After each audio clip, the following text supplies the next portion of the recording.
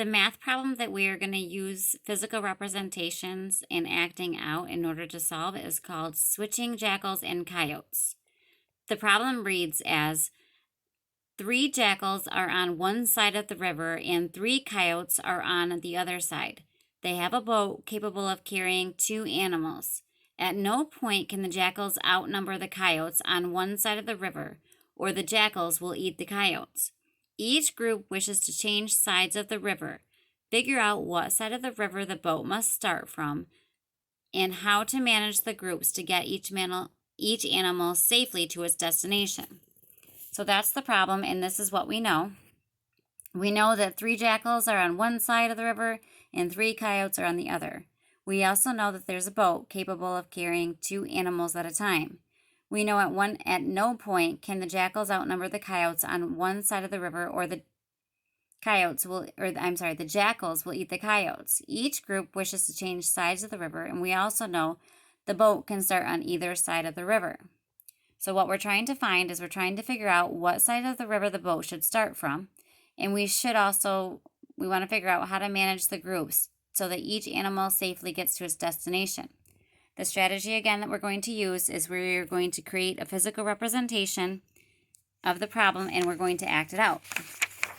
So with that, this is the physical representation that I've designed.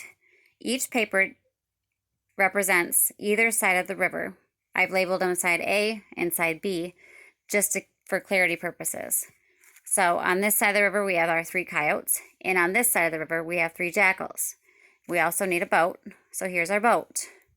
So for this solution, we're going to put the boat on this side of the problem, or on this side of the river with the jackals on it.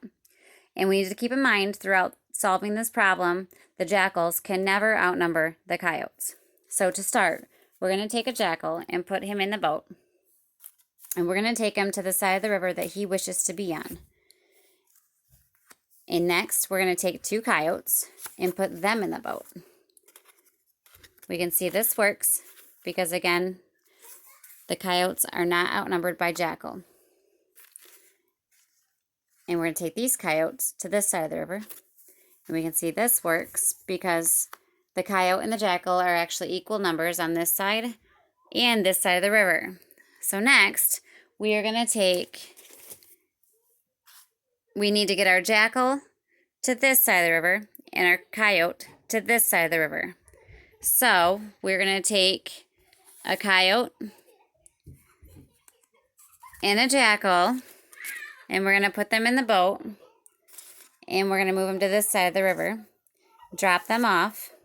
You can see this still works again because we have 2 coyotes and 2 jackal on this side of the river, and we have a jackal and a coyote on this side.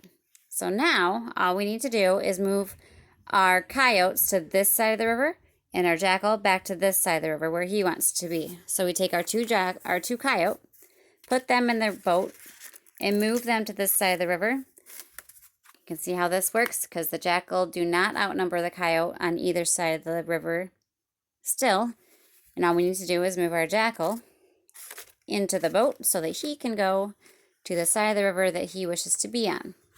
And you can see the problem is solved because we have moved the jackal from side B to side A, and we've moved the coyote from side A over to side B without being outnumbered by the jackal at any point during the time.